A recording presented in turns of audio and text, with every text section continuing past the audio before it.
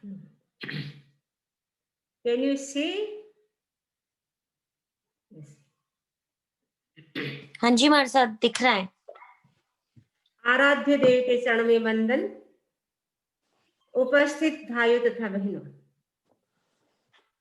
आज का दिन बहुत ही विशिष्ट दिन है।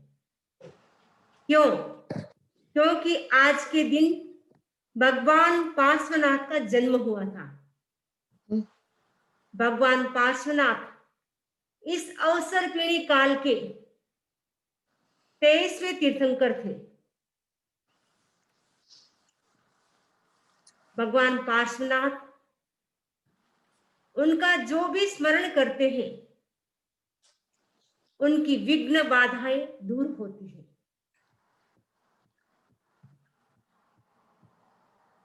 आज के दिन हम विशेष रूप से भगवान पार्श्वनाथ का स्मरण करते हैं, क्योंकि भगवान पार्श्वनाथ का जो समय था, उस समय उन्होंने विशेष साधना की थी।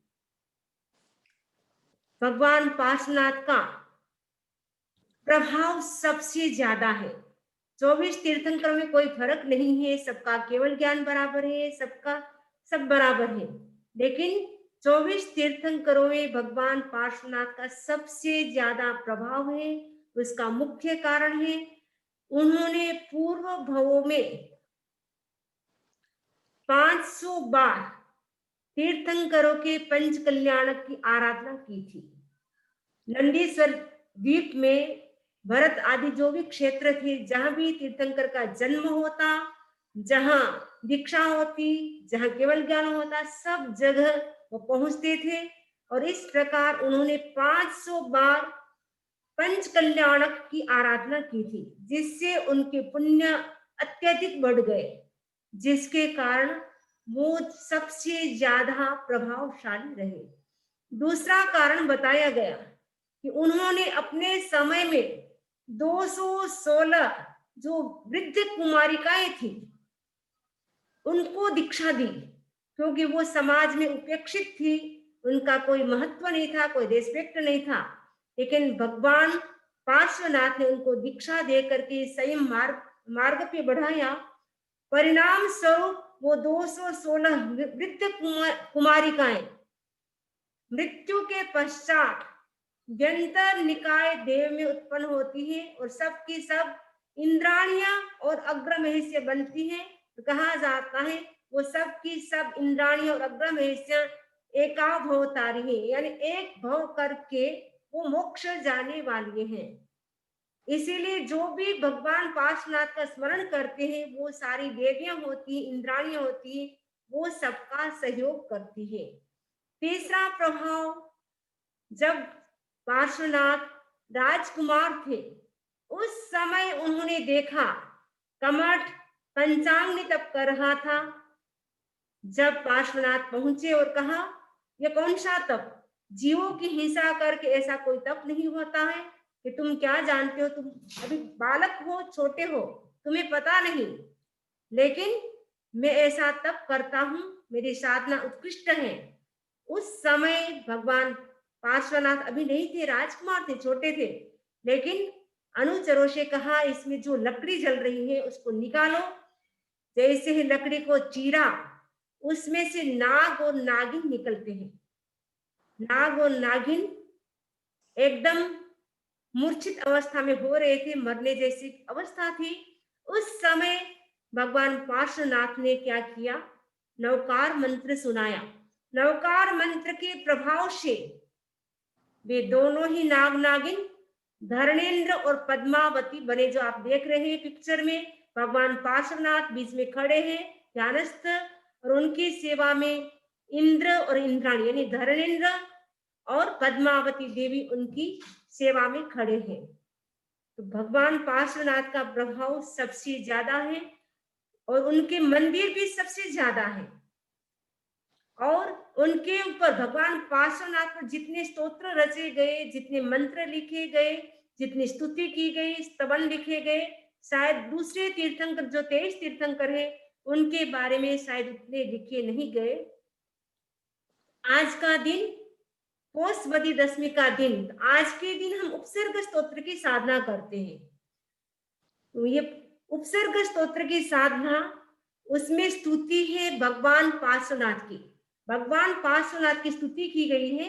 और जो उपसर्ग स्तोत्र है, इसकी रचना श्रुत केवली भद्र बाहु स्वामी ने की थी। वो अंतिम चतुर्दश पूर्वी थे, अंतिम चतुर्दशी पूर्वी थे। उस समय क्या होता है, महामारी फैलती है। तो महामारी फैलती है तो वहां के जो मेन लोग होते हैं, वह भद्रबाहु स्वामी के पास रिक्वेस्ट करने आते हैं, आप जैन शासन की रक्षा करें। उस समय उन्होंने ध्यान किया, ध्यान के माध्यम से पता चला यह वेंतर जाति का देव है, वो उपद्रव कर रहा है। वराह मिहिर जो वेंतर जाति का देव बना है, वो उपद्रव कर रहा है। तो ध्यान से उनको पता चल गया और उसके बाद उन्होंने उपसर्ग हर स्तोत्र की रचना की और सबको कहा, ये घर घर में इसका पाठ करो। घर घर में पाठ करना है, पहले पानी पास में रखना है, तो उसमें अंगुली डाल करके सबको पानी पीना है मंत्रित होने के बाद। तो घर घर में जो भी जैन घर थे, जैन समाज के लोग थे, सभी घरों में उपसर्ग हर स्तोत्र का पाठ शुरू हुआ। उपसर्ग हर स्तोत्र के पाठ के प्रभाव से सबके घर में जो भी रोग था, उपद्रव था, विघ्न था, सबके सब टल जाते हैं, एकदम सबके सब स्वस्थ हो जाते हैं। तो विघ्न निवारण करने के लिए उपसर्गहर स्तोत्र की स्थापना की गई, यानी रचना की गई। उपसर्गहर स्तोत्र, इसके श्लोक कितने हैं? मुख्य रूप से 5 श्लोक हैं। तो वर्तमान समय में जो उपसर्गहर स्तोत्र प्रसिद्ध है, उसमें 5 गाथा है और उपसर्गहर स्तोत्र प्राकृत भाषा में रचित है। कुछ स्तोत्र ऐसे होते हैं जो संस्कृत भाषा में भी होते हैं, जैसे भक्तांबर स्तोत्र है, वो संस्कृत भाषा में रचा हुआ स्तोत्र है। कल्याण मंदिर स्तोत्र है, वो भी संस्कृत भाषा में रचा हुआ स्तोत्र है। लेकिन ये उपसर्गहर स्तोत्र है, वो प्राकृत भाषा में है, अर्धमागधी प्राकृत भाषा में। क्योंकि भगवान महावीर के टाइम, भगवान पार्श्वनाथ के टाइम ये जन भाषा थी। वर्तमान समय में जैसे हिंदी भाषा जन भाषा है, इंग्लिश भाषा जन भाषा है, वैसे ही उस समय अर्धमागधी प्राकृत भाषा जन भाषा थी। यानी आम लोग होते थे, कॉमन लोग होते थे, वो सभी प्राकृत भाषा में ही बोलते थे। इसीलिए शायद प्राकृत भाषा में आचार्य भद्रबाहु स्वामी ने उपसर्गहर स्तोत्र की रचना की। तो ये जो हम जप करते हैं उपसर्गहर स्तोत्र का, इसका जप हमें कैसे करना चाहिए? विशेष तप के साथ करना चाहिए। कोई भी हम जप करते हैं उसके साथ तप होता है, उसका फल विशेष मिलता है। और जब हम जप करें तब हमारा मन पूरा कंसंट्रेट होना चाहिए। यदि हमारा मन इधर उधर दौड़ता रहता है, मन स्थिर नहीं होता है, तब तक मंत्र की सिद्धि नहीं होती है। इसलिए मन की स्थिरता भी चाहिए, तन की स्थिरता भी चाहिए, यानी शरीर भी हमारा स्थिर रहे, मन भी स्थिर रहे। उसके साथ शुद्धि भी चाहिए, मन शुद्धि, तन शुद्धि, वचन शुद्धि, मुख शुद्धि, वस्त्र शुद्धि, वो सब शुद्धि होनी चाहिए। साथ में समय भी फिक्स होना चाहिए कि कौन से टाइम हमें जप करना है। क्योंकि जप करने का टाइम अगर फिक्स होता है, उसका विशेष समय लाभ मिलता है। तो हम टाइम फिक्स कर ले कि हमें कौन से टाइम जप करना है। भगवान पार्श्वनाथ का जो जप किया जाता है, वो प्राय प्राय सुबह सूर्योदय से पहले और रात्रि में 8 बजे के बाद किया जाता है। तो यह आज से हम उपसर्गहर स्तोत्र की साधना करेंगे। इसमें आपको स्लाइड में दिखाई दे रहा है कि क्या-क्या नियमों का आपको पालन करना है। उपसर्गहर स्तोत्र आपको दिखाई दे रहा है, प्राकृत भाषा में है। साथ में कोई इंग्लिश प्राकृत ना पढ़ सके तो उसके लिए इंग्लिश भी दिया गया है, नीचे मंत्र भी दिया गया है। उसके बाद हम जो उपसर्गहर स्तोत्र की साधना करते हैं, कभी-कभी कई लोग ऐसे कहते हैं हमारे घर में एनी टाइम कोई न कोई समस्या रहती है, कोई न कोई उपद्रव रहता है, कोई न कोई विघ्न रहता है, या कोई न कोई व्यक्ति बीमार रहता है। एक बीमारी दूर होती है, दूसरी बीमारी खड़ी हो जाती है। हम आदि व्याधि उपाधि से कैसे मुक्त हो सके, उसके लिए हमें कॉम्बिनेशन करना है। कॉम्बिनेशन कैसे करना है? एक नवकार मंत्र करेंगे पहला, जैसे नमो अरहंताणं से लेकर के नमो लोहे सब्बे सांग आपको मंत्र दिख रहा है, पूरा बोलेंगे नवकार मंत्र। उसके बाद एक उपसर्ग स्तोत्र बोलेंगे, वापस पूरा नवकार मंत्र बोलेंगे, फिर वापस उपसर्ग स्तोत्र बोलेंगे। ऐसे मिनिमम हम बोलेंगे 7 टाइम्स और मैक्सिमम 27 टाइम्स भी आप कर सकते हैं। आपके पास जैसा टाइम हो वैसे आप फिक्स कर ले कि आपको 7 टाइम्स बोलना है तो प्रतिदिन 7 टाइम्स बोले। अगर आपके पास टाइम है, आप कर सकते हैं तो 27 टाइम आप कर सकते हैं। अगर उससे भी आपके कर्म मान लो भारी है, आपको कोई फर्क नहीं होता है, आप और साधना को सूक्ष्म कर सकते हैं, यानी मंत्र को आप उल्टा करें, उल्टा बोलना है। जैसे नमो लोये सब्ब सावणं, नमो उज्जायणं, नमो आयर्याणं, नमो सिद्धाणं, नमो अरहंताणं, ऐसे आपको बोलना है। और उसके बाद आपको बोलना है उपसर्ग स्तोत्र, फिर वापस उल्टा नकार बोलना है, फिर वापस उपसर्ग स्तोत्र बोलना है। ऐसे 7 बार या 27 बार आप कर सकते हैं। इसके बाद हम मीनिंग समझेंगे, क्योंकि जब तक हम मीनिंग नहीं समझते हैं और उसका पाठ करते रहते हैं तब तक उसका कोई फायदा नहीं होता है। इसलिए हमें क्या करना है, सबसे पहले हमें इसका मीनिंग समझना है। उपसर्ग स्तोत्र का मीनिंग समझे तो सबसे पहले हम बोलेंगे ओषग्हरम पाशम, पाशम मंदामि कम्म गणमुखम, विसहर विस्निन्नासम, मंगल कल्याण आवासम। ओषग्हरम, ओषग्हरम का मतलब है उपसर्गों का हरण करने वाला स्तोत्र है। ये स्तोत्र कैसा है? हमारे जो उपसर्ग यानी जो विघ्न है, बाधा है, उन सबको यह हरण करने वाला, दूर करने वाला है। उपसर्ग भी कई प्रकार के होते हैं, सुबह मैंने चर्चा की थी। देव संबंधी उपसर्ग होते हैं, मनुष्य संबंधी भी होते हैं, और कभी कभी तिरंज के द्वारा भी दिए जाते हैं उपसर्ग। और कभी कभी व्यक्ति के खुद का ही असाता वेदने कर्म का उदय होता है, जिसके कारण उसके शरीर में कोई न कोई बीमारी रहती है। तो ये उपसर्ग स्तोत्र के प्रभाव से व्यक्ति आदि व्याधि को दूर करके समाधि की अवस्था को प्राप्त कर सकता है। तो भगवान पार्श्वनाथ कैसे हैं? उपसर्गों का हरण करने वाले हैं। दूसरी बात बताए कम घण, यानी जो कम यानी कर्म, घण यानी सघन। घण का मतलब बादल भी होता है, घण का मतलब मेघ भी होता है, लेकिन यहाँ पर घण का मतलब हम लेंगे सघन, जो सघन कर्मों से मुक्त है। यानी भगवान पार्श्वनाथ 4 घनघाती कर्मों से मुक्त है। उस समय जब हाँ, ऐसे 8 कर्मों से भगवान तो सिद्ध हो गए, लेकिन यहाँ पे बताया कि कम घन मुक्कम, यानी घन घाती जो भयंकर कर्म माने जाते हैं उनको दूर करना बड़ा मुश्किल होता है, उसके लिए बड़ी साधना करनी होती है। तो घन घाती कर्म रूपी जो मेघ है उनसे मुक्त कराने वाले हैं। यानी हमारे जो घन घाती कर्म है, यदि हम भगवान पार्श्वनाथ का स्मरण करते हैं तो हमारे घन घाती कर्म जो मुश्किल से दूर होते हैं वो भी दूर हो जाते हैं। ऐसे पासम वंदामि, पार्श्वनाथ को मैं वंदन करता हूँ। यानी आचार्य भद्रबाहु स्वामी कह रहे हैं ऐसे पार्श्वनाथ भगवान को मैं वंदन करता हूँ।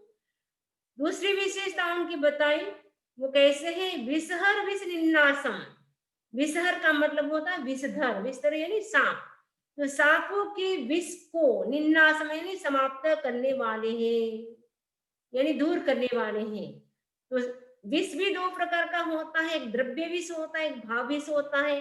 तो द्रव्य विष तो सांप का विष है, किसी को भी सांप काट जाता है, उपसर्ग हर स्तोत्र का पाठ करता है, उनका जो पॉइजन होता है वो दूर चला जाता है, समाप्त हो जाता है, यानी व्यक्ति एकदम हेल्दी हो जाता है। और इसके बाद बताए मंगल कल्याण आवासम। भगवान कैसे हैं? भगवान पार्श्वनाथ कैसे हैं? मंगल और कल्याण के घर हैं। मंगल का मतलब होता है जो विघ्न बाधाओं को दूर करता है, वो मंगल होता है। यानी बाहर में जो भी लाइफ में, हमारे लाइफ में जो भी विघ्न बाधाएं आती हैं उनको दूर करते हैं। कल्याणम का मतलब है हमारी आत्मा पर अनंत काल के जो कर्म रूपी बादल छाए हुए हैं उसको दूर करने वाले हैं। तो मंगल और कल्याण के घर हैं, आवास यानी घर है। पासम वंदामि, ऐसे पार्श्वनाथ भगवान को मैं वंदन करता हूँ। इसमें पासम पासम 2 बार है। तो फर्स्ट जो पासम है वो पार्श्वनाथ नाम का जो यक्ष था उसके लिए है, और सेकंड जो पासम है वो भगवान पार्श्व के लिए प्रयुक्त हुआ है। सेकंड श्लोक, जो मनुओ, सबसे पहले हम लेंगे जो मनुओ। जो मनु का मतलब है जो मनुष्य, मनुओं का मतलब है प्राकृत भाषा है, मनु यानी मनुष्य, इसमें मनुओ लिखो है लेकिन मनुओ है।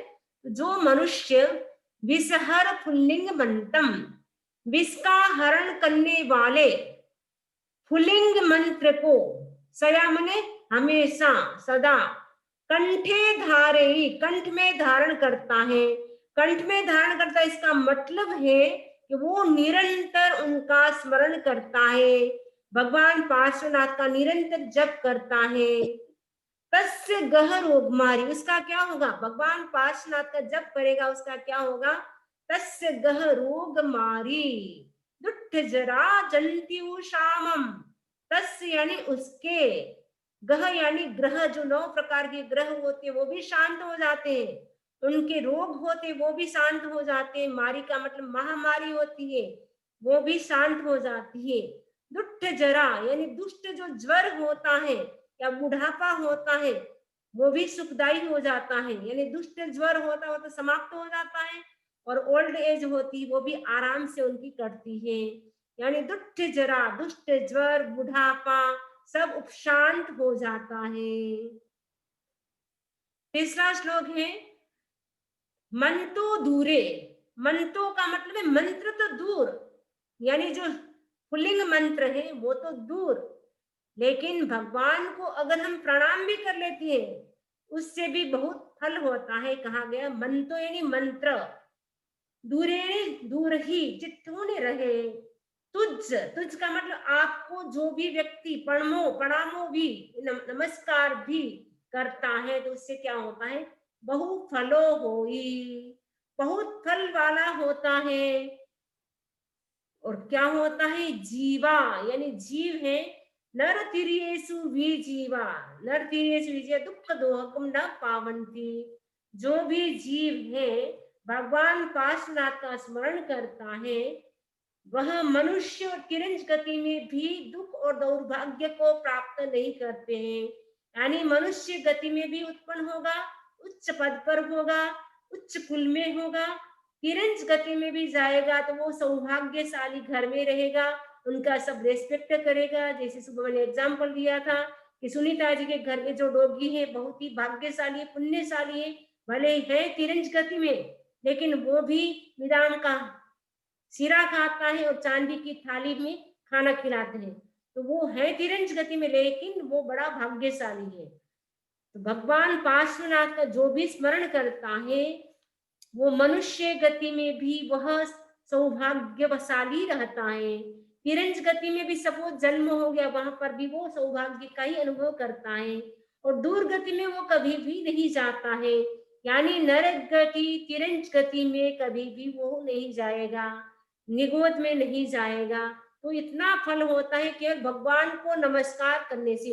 यदि हम उनके मंत्र का जप करेंगे, अनुष्ठान करेंगे तो हमें कितना लाभ मिलेगा, लेकिन केवल प्रणाम करने से, नमस्कार करने से भी उतना लाभ मिल जाता है। चौथा श्लोक है चिंतामणि कप पाए बब्बहिए। भगवान पार्श्वनाथ का स्मरण कैसा है, चिंतामणि और कल्प वृक्ष से भी अधिक प्रभावशाली है। चिंतामणि कल्प वृक्ष तो क्या करते हैं, इस जन्म में ही हमें भौतिक सुख सुविधा, हमें फैसिलिटी दे देते हैं, लेकिन भगवान पार्श्वनाथ का अगर हम स्मरण करते हैं तो वो निश्चित रूप से उनके स्मरण से हमें मोक्ष की प्राप्ति भी हो सकती है। मोक्ष की प्राप्ति न हो तब तक हम स्वर्ग और मनुष्य गति में जाएंगे, दूर गति में कभी भी नहीं जाएंगे। तुह सम्मत्ते, तुम इस आपसे या तुम्हारा, सम्मत्ते में सम्यक, लब्धि में प्राप्त हो जाने पर। जीवा क्या होता है, जीवा यानी जीव, अभिज्ञेयम निर्विघ्न रूप से, ऐरामरम अजर अमर पद को, ठान स्थान को या पद को पावंती पा लेते हैं, यानी अजर अमर पद का मतलब है वो मोक्ष पद को पा लेता है।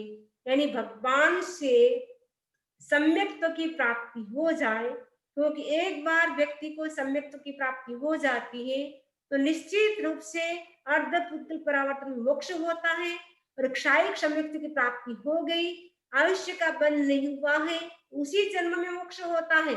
अगर आयुष्य का बंध हो गया है तो तीसरे भाव में आयुष्य का बंध नहीं हुआ है तो उसी जन्म में क्षायिक सम्यक्त्व वाले मोक्ष हो जाता है, वरना तीसरे भाव में उनका निश्चित रूप से मोक्ष होता है। महायश ये संबोधन है, ये महायशस्वी पार्श्वनाथ भगवान के लिए कहा गया है।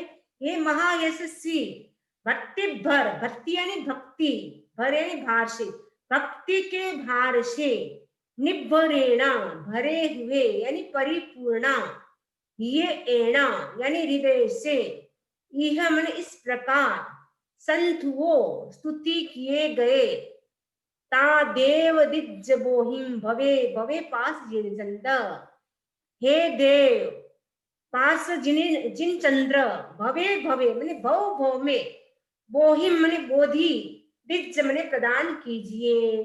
यानी आचार्य भद्र बहुस्वामी कह रहे हैं कि जब तक मेरा मोक्ष न हो तब तक मुझे भव भव में जन्मों जन्मों में सम्यक दर्शन, सम्यक ज्ञान, सम्यक चारित्र की प्राप्ति आप कराते रहे और भव भव में मुझे आपकी ही चरणों की सेवा करने का अवसर मिले, यानी आपका ही गुणगान करता रहूं, आपकी में भक्ति करता रहूं।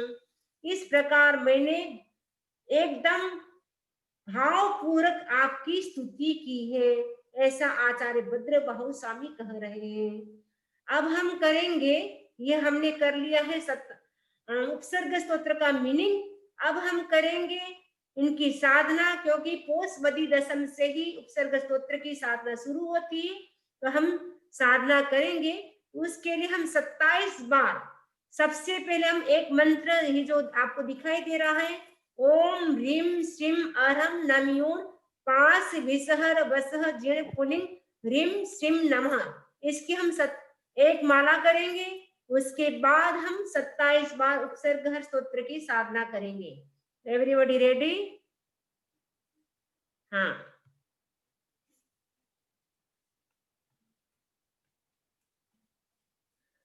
वो हाँ, सबसे पहले आपको करना है, नीचे से आपको दिखाई दे रहा है मंत्र, ओम ह्रीम श्रीम अरहम नमयोन पास विसहर वसह जिण पुलिंग ह्रीं श्रीं नमः, ओम ह्रीं श्रीं अरहम नमयोन पास विसहर वसह जिण पुलिंग ह्रीं श्रीं नमः, ओम ह्रीं श्रीं अरहम नमयोन पास विसहर वसह जिण पुलिंग ह्रीं श्रीं नमः, ओम ह्रीं श्रीं अरहम नमयोन पास विसहर वसह जिण पुलिंग ह्रीं श्रीं नमः, ओम ह्रीं श्रीं अरहम नमयोन पास विसहर वसह जिण पुलिंग ह्रीं श्रीं नमः, ओम ह्रीं श्रीं अरहम नमयोन पास विसहर वसह जिण पुलिंग ह्रीं श्रीं नमः, ओम ह्रीं श्रीं अरहम नमयोन पास विसहर वसह जिण पुलिंग ह्रीं श्रीं नमः, ओम ह्रीं श्रीं अरहम नमयोन पास विसहर वसह जिण पुलिंग ह्रीं श्रीं नमः, ओम ह्रीं श्रीं अरहम नमयोन पास विसहर वसह जिण पुलिंग ह्रीं श्रीं नमः, ओम ह्रीं श्रीं अरहम नमयोन पास विसहर वसह जिण पुलिंग ह्रीं श्रीं नमः, ओम ह्रीं श्रीं अरहम नमयोन पास विसहर वसह जिण पुलिंग ह्रीं श्रीं नमः, ओम ह्रीं श्रीं अरहम नमयोन पास विसहर वसह जिण पुलिंग ह्रीं श्रीं नमः, ओम ह्रीं श्रीं अरहम नमयोन पास विसहर वसह जिण पुलिंग ह्रीं श्रीं नमः, ओम ह्रीं श्रीं अरहम नमयोन पास विसहर वसह जिण पुलिंग ह्रीं श्रीं नमः, ओम ह्रीं श्रीं अरहम नमयोन पास विसहर वसह जिण पुलिंग ह्रीं श्रीं नमः, ओम ह्रीं श्रीं अरहम नमयोन पास विसहर वसह जिण पुलिंग ह्रीं श्रीं नमः, ओम ह्रीं श्रीं अरहम नमयोन पास विसहर वसह जिण पुलिंग ह्रीं श्रीं नमः, ओम ह्रीं श्रीं अरहम नमयोन पास विसहर वसह जिण पुलिंग ह्रीं श्रीं नमः, ओम ह्रीं श्रीं अर्हं नमयोणपास विसहर वस जिण पुलिंग ह्रीं श्रीं नमः। ओम ह्रीं श्रीं अर्हं नमयोणपास विसहर वसः जिण पुलिंग ह्रीं श्रीं नमः। ओम ह्रीं श्रीं अर्हं नमयोणपास विसहर वसः जिण पुलिंग ह्रीं श्रीं नमः। ओम ह्रीं श्रीं अर्हं नमयोणपास विसहर वस जिण पुलिंग ह्रीं श्रीं नमः। ओम ह्रीं श्रीं अर्हं नमयोणपास विसहर वस जिण पुलिंग ह्रीं श्रीं नमः। ओम ह्रीं श्रीं अर्हं नमयोणपास विसहर वस जिण पुलिंग ह्रीं श्रीं नमः। ओम ह्रीं श्रीं अर्हं नमयोणपास विसहर वस जिण पुलिंग ह्रीं श्रीं नमः। ओम ह्रीं श्रीं अर्हं नमयोणपास विसहर वस जिण पुलिंग ह्रीं श्रीं नमः। ओम ह्रीं श्रीं अर्हं नमयोणपास विसहर वस जिण पुलिंग ह्रीं श्रीं नमः। ओम ह्रीं श्रीं अर्हं नमयोणपास विसहर वस जिण पुलिंग ह्रीं श्रीं नमः। ओम ह्रीं श्रीं अर्हं नमयोणपास विसहर वस जिण पुलिंग ह्रीं श्रीं नमः। ओम ह्रीं श्रीं अर्हं नमयोणपास विसहर वस जिण पुलिंग ह्रीं श्रीं नमः। ओम ह्रीं श्रीं अर्हं नमयोणपास विसहर वस जिण पुलिंग ह्रीं श्रीं नमः। ओम ह्रीं श्रीं अर्हं नमयोणपास विसहर वस जिण पुलिंग ह्रीं श्रीं नमः। ओम ह्रीं श्रीं अर्हं नमयोणपास विसहर वस जिण पुलिंग ह्रीं श्रीं नमः। ओम ह्रीं श्रीं अर्हं नमयोणपास विसहर वस जिण पुलिंग ह्रीं श्रीं नमः। ओम ह्रीं श्रीं अर्हं नमयोणपास विसहर वस जिण पुलिंग ह्रीं श्रीं नमः। ओम ह्रीं श्रीं अर्हं नमयोणपास विसहर वस जिण पुलिंग ह्रीं श्रीं नमः। ओम ह्रीं श्रीं अर्हं नमयोणपास विसहर वस जिण पुलिंग ह्रीं श्रीं नमः। ओम ह्रीं श्रीं अर्हं नमयोणपास विसहर वस जिण पुलिंग ह्रीं श्रीं नमः। ओम ह्रीं श्रीं अर्हं नमयोणपास विसहर वस जिण पुलिंग ह्रीं श्रीं नमः। ओम ह्रीं श्रीं अर्हं नमयोणपास विसहर वस जिण पुलिंग ह्रीं श्रीं नमः। ओम ह्रीं श्रीं अर्हं नमयोणपास विसहर वस जिण पुलिंग ह्रीं श्रीं नमः। ओम ह्रीं श्रीं अर्हं नमयोणपास विसहर वस जिण पुलिंग ह्रीं श्रीं नमः।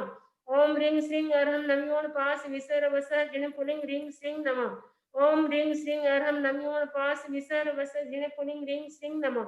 ओम ह्रीं श्रीं अर्हं नमयोणपास विसहर वस जिण पुलिंग ह्रीं श्रीं नमः। ओम ह्रीं श्रीं अर्हं नमयोणपास विसहर वस जिण पुलिंग ह्रीं श्रीं नमः। ओम ह्रीं श्रीं अर्हं नमयोणपास विसहर वस जिण पुलिंग ह्रीं श्रीं नमः। ओम ह्रीं श्रीं अर्हं नमयोणपास विसहर वस जिण पुलिंग ह्रीं श्रीं नमः। ओम ह्रीं श्रीं अर्हं नमयोणपास विसहर वस जिण पुलिंग ह्रीं श्रीं नमः। ओम ह्रीं श्रीं अर्हं नमयोणपास विसहर वस जिण पुलिंग ह्रीं श्रीं नमः।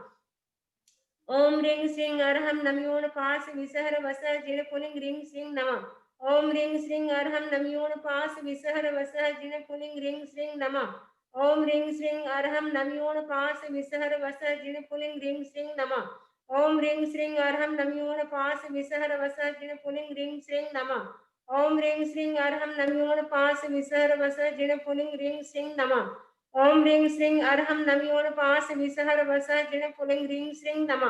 ओम ह्रीं श्रीं अर्हं नमयोणपास विसहर वस जिण पुलिंग ह्रीं श्रीं नमः।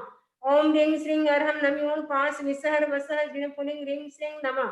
ओम ह्रीं श्रीं अर्हं नमयोणपास विसहर वस जिण पुलिंग ह्रीं श्रीं नमः। ओम ह्रीं श्रीं अर्हं नमयोणपास विसहर वस जिण पुलिंग ह्रीं श्रीं नमः। ओम ह्रीं श्रीं अर्हं नमयोणपास विसहर वस जिण पुलिंग ह्रीं श्रीं नमः। ओम ह्रीं श्रीं अर्हं नमयोणपास विसहर वस जिण पुलिंग ह्रीं श्रीं नमः। ओम ह्रीं श्रीं अर्हं नमयोणपास विसहर वस जिण पुलिंग ह्रीं श्रीं नमः। ओम ह्रीं श्रीं अर्हं नमयोणपास विसहर वस जिण पुलिंग ह्रीं श्रीं नमः। ओम ह्रीं श्रीं अर्हं नमयोणपास विसहर वस जिण पुलिंग ह्रीं श्रीं नमः। ओम ह्रीं श्रीं अर्हं नमयोणपास विसहर वस जिण पुलिंग ह्रीं श्रीं नमः। ओम ह्रीं श्रीं अर्हं नमयोणपास विसहर वस जिण पुलिंग ह्रीं श्रीं नमः। ओम ह्रीं श्रीं अर्हं नमयोणपास विसहर वस जिण पुलिंग ह्रीं श्रीं नमः। ओम ह्रीं श्रीं अर्हं नमयोणपास विसहर वस जिण पुलिंग ह्रीं श्रीं नमः। ओम ह्रीं श्रीं अर्हं नमयोणपास विसहर वस जिण पुलिंग ह्रीं श्रीं नमः। ओम ह्रीं श्रीं अर्हं नमयोणपास विसहर वस जिण पुलिंग ह्रीं श्रीं नमः।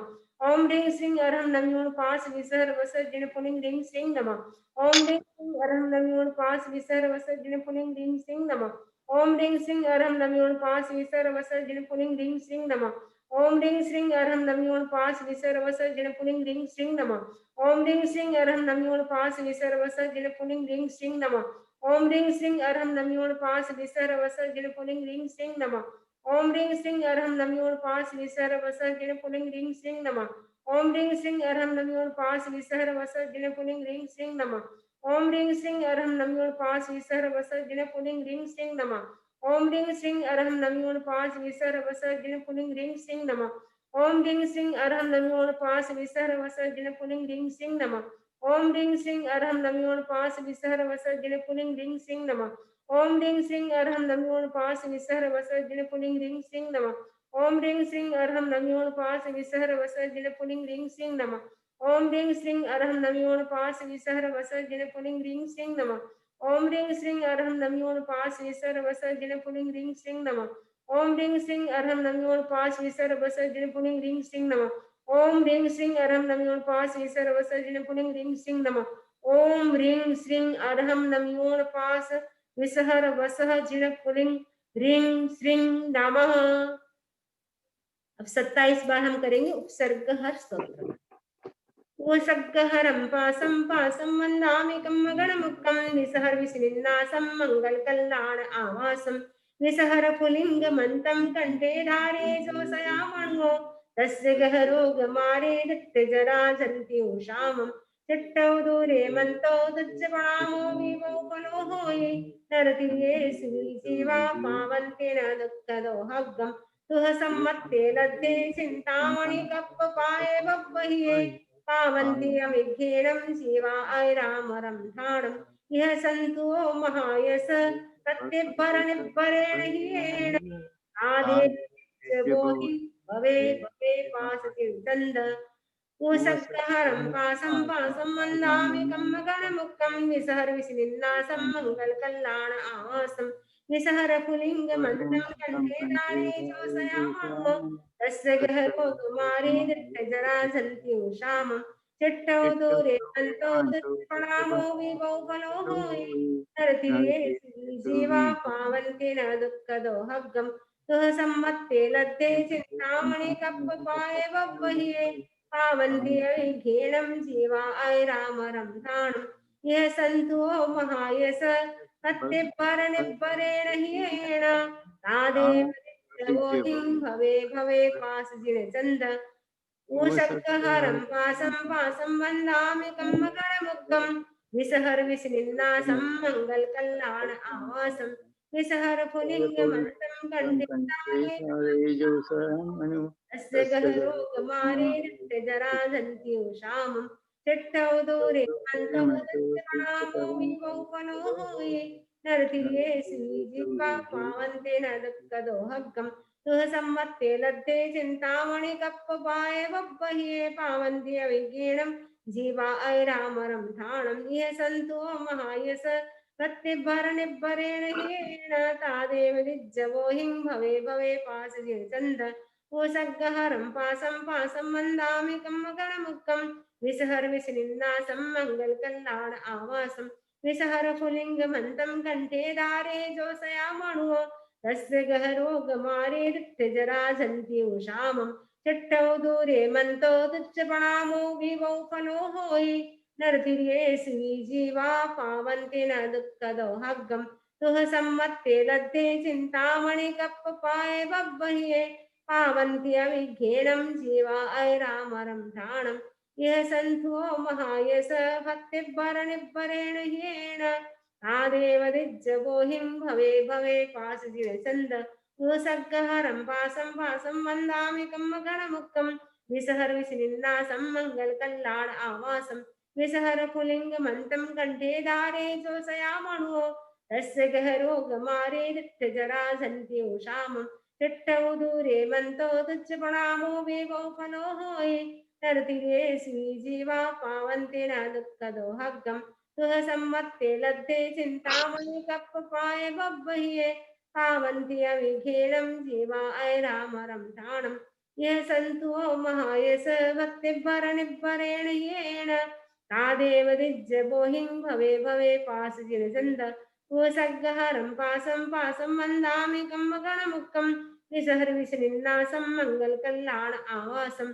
विसहर पुलिङ्गमन्तं कण्ठे धारे जोषयामणुः तस्य गहरोगमारे नित्यजरा सन्ति उषामं चिट्टौ दूरे मन्तो दुच्चपणामो विवौ फलो होयि नरतिर्ये जीवा पावन्ति न दुःखदोहग्गं तुह सम्मत्ते लब्धे चिन्तामणि कप्पपाये बह्वहिये पावन्ति अविघ्नेनं जीवायरामरं ये सन्तु महायश भक्तिभरनिर्भरेण येन तादेव दिज्जगोहिं भवे भवे पाशजिनचन्द उषग्गहरं पासं पासं वन्दामि कम्मकणमुक्तं विसर्विसनिन्नासं मङ्गलकल्याण आवासं विसर्पुलिङ्गमन्तं कण्ठे दारे शोषयामणुः तस्य गहरो गमारे दिट्टजराजन्ति उषामं चिट्टौ दूरे मन्तो दुच्चपणामो विभौ फलोहो येनर्तिरे सुनीचीवा पावन्ति न दुःखदो हग्गं तुह सम्मत्ते लब्धे चिन्तामणिकप्पपाय बह्वये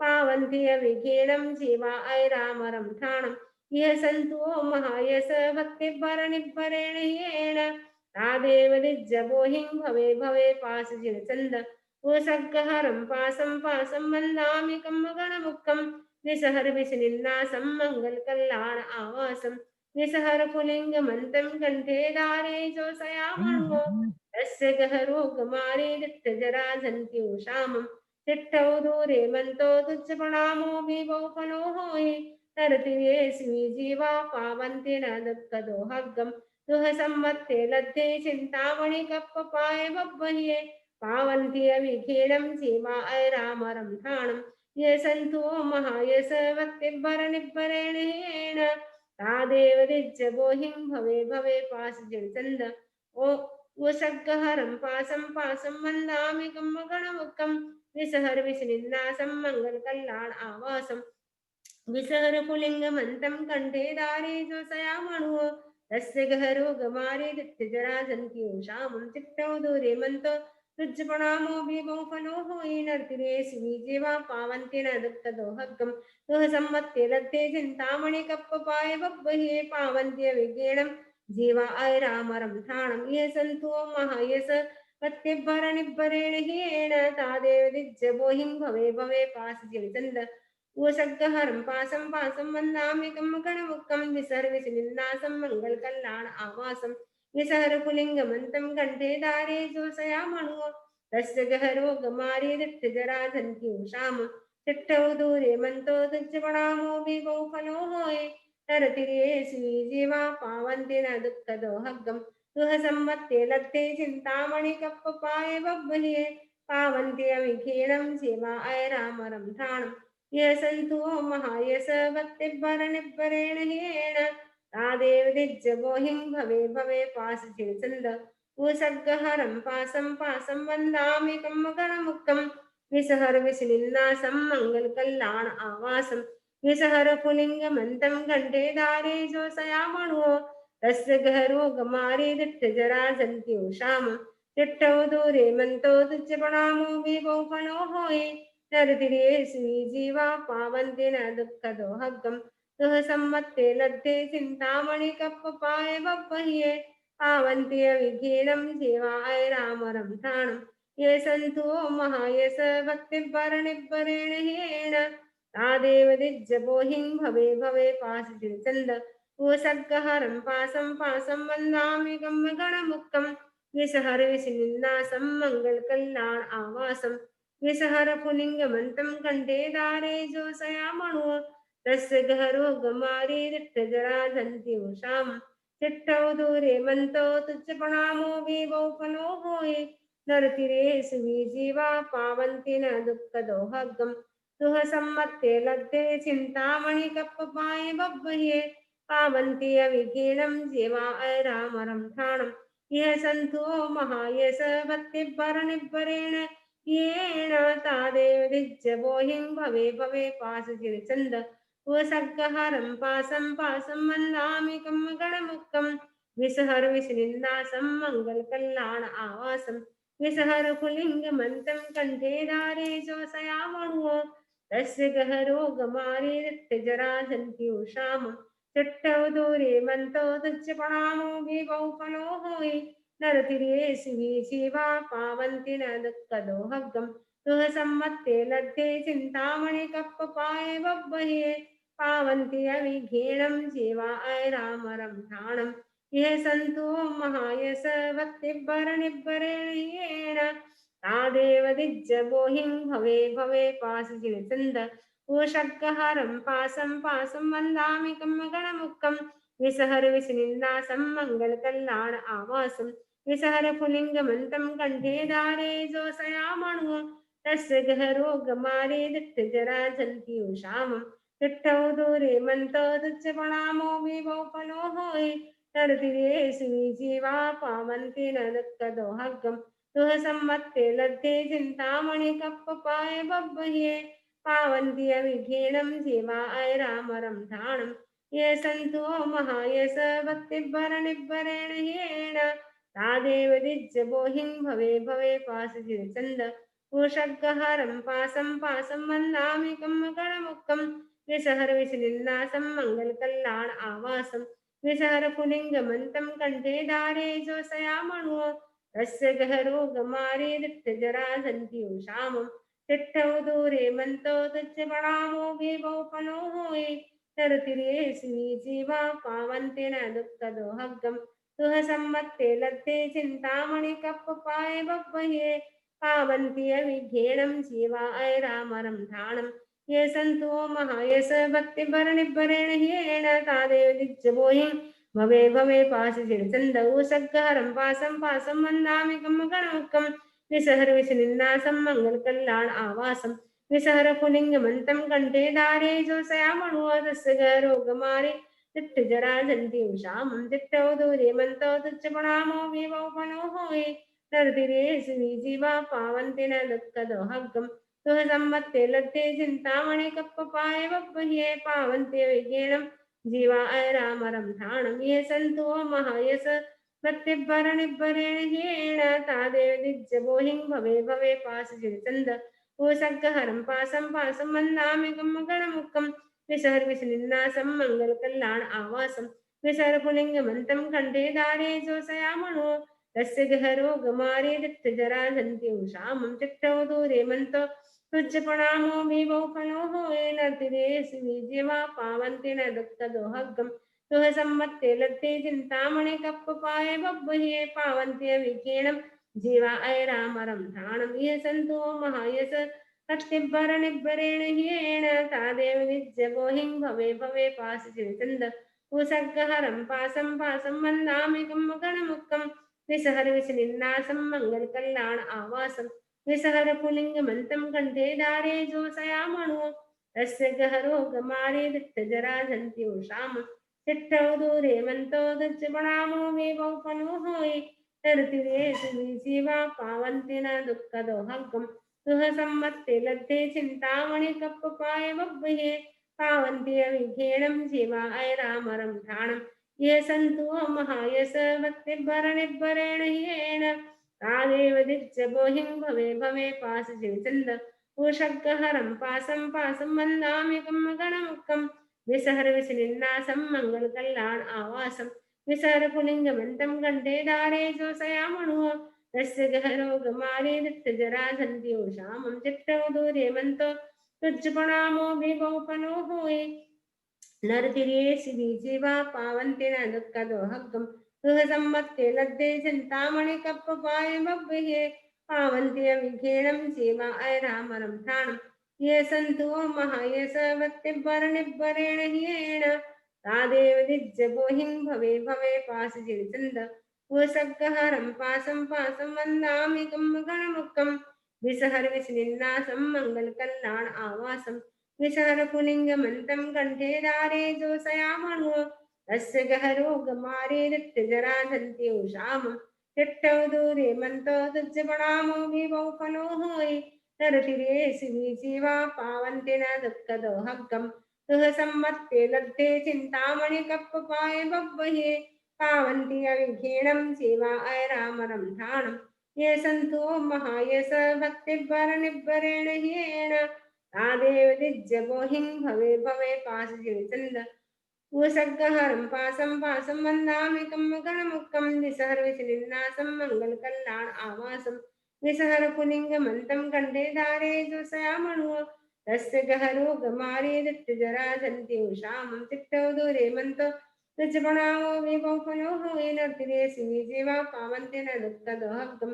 तुह सम्मत्ते लद्धे चिन्तामणिकप्पपाय बह्वये पावन्ति अविघ्नेनं जीवाय रामरं ठाणं ये सन्तो महायस भक्तिपरनिब्बरेण ह्येण तादेव दिज्जगोहिं भवे भवे पाशचिरचन्द ऊसग्गहरं पासं पासं वन्दामि गणमुक्तं विसर्विसनिन्नासं मङ्गलकल्याण आवासं विसर्गुलिङ्गमन्तं कण्ठे धारे जोषयामणुवदस्य गहरो गमारे चित्तजराधन्त्युषां चित्तौ दूरे मन्तो दुच्चपणामो विभोपनो होयि तर्तिरे जीवा पावन्ति न दुःखदोहकं दुःसम्मत्ते लत्ते चिन्तामणि कप्पपाय बह्वये पावन्ति अविघेणं सेवाय रामरं ठाणं ये सन्तु महायस भक्तिं ह्येण तादेव नित्यमोहिं भवे भवे पाशजलचन्द ऊसग्गहरं पासं पासं वन्दामि गणमुक्तं विसहर्विषनिन्नासं मङ्गलकल्याण आवासं विसहरपुलिङ्गमन्तं कण्ठे धारे जोषयामणुः तस्य गहरो गमारे दत्तजराधन्त्युषामं चिट्ठौ दूरे मन्तो दत्सपणामो विवोपनो होये नर्तिरे शिवीजीव पावन्ति न दुःखदोहकं दुःसम्मत्ते लत्ते चिन्तामणिकप्पपाय बह्वये पावन्ति अविघेणं सेवाय रामरं ठाणं ये सन्तो महायस भक्तिपरनिब्बरेण ह्येण तादेव दिज्जगोहिं भवे भवे पाशचिरचन्द ऊसग्गहरं पासं पासं वन्दामि गणमुक्तं विसहर्विषनिन्नासं मङ्गलकल्याण आवासं विसहरकुलिङ्गमन्तं कण्ठे धारे जोषयामणो तस्य गहरो गमारे दत्तजराधन्त्योषाम चिट्ठौ दूरे मन्तो दुच्चपणामो विवोपनो होयिनर्तिरे श्रीजीवा पावन्ति न दुःखदोहगं दुःसम्मत्ते लत्ते चिन्तामणि कप्पपाय बह्वये पावन्ति विगेणं शिवाय रामरं ठाणं ये सन्तो महायस भक्तिपरनिब्बरेण ह्येण तादेव दिज्जगोहिं भवे भवे पाशचिरचन्द ऊषग्गहरं पासं पासं वन्दामि गणमुक्तं विसर्विसन्नासं मङ्गलकल्याण आवासं विसर्गपुलिङ्गमन्तं कण्ठे धारे जोषयामणो तस्य गहरो गमारे चिट्ठजराधन्त्युषां चिट्टौ दूरे मन्तो दुच्चपणामो विपौपनो होये नर्तिरे श्रीजीवा पावन्ति न दुःखदोहगं दुःसम्मत्ते लत्ते चिन्तामणि कप्पपाय बह्वये पावन्ति विघेणं सेवाय रामरं ठाणं ये सन्तो महायस भक्तिपरनिब्बरेण ह्येण तादेव दिज्जगोहिं भवे भवे पाशचिरचन्द ऊषग्गहरं पासं पासं वन्दामि गणमुक्तं विसहर्विषनिन्नासं मङ्गलकल्याण आवासं विसहरपुलिङ्गमन्तं कण्ठे धारे जोषयामणो तस्य गहरो गमारे दत्तजराधन्त्युषाम चिट्ठौ दूरे मन्तो दुच्चपणामो विवोपनो होयि तर्तिरे शिवीजीवा पावन्ति न दुःखदोहगं दुःसम्मत्ते लत्ते चिन्तामणि कप्पपाय बह्वये पावन्ति अविघेणं सेवाय रामरं ठाणं ये सन्तो महायस भक्तिपरनिब्बरेण ह्येण तादेव दिज्जगोहिं भवे भवे पाशचिरचन्द भवे भवे पाशचिरचन्द। हाँ, सुने मंगल पाठ। चत्तारि मंगलम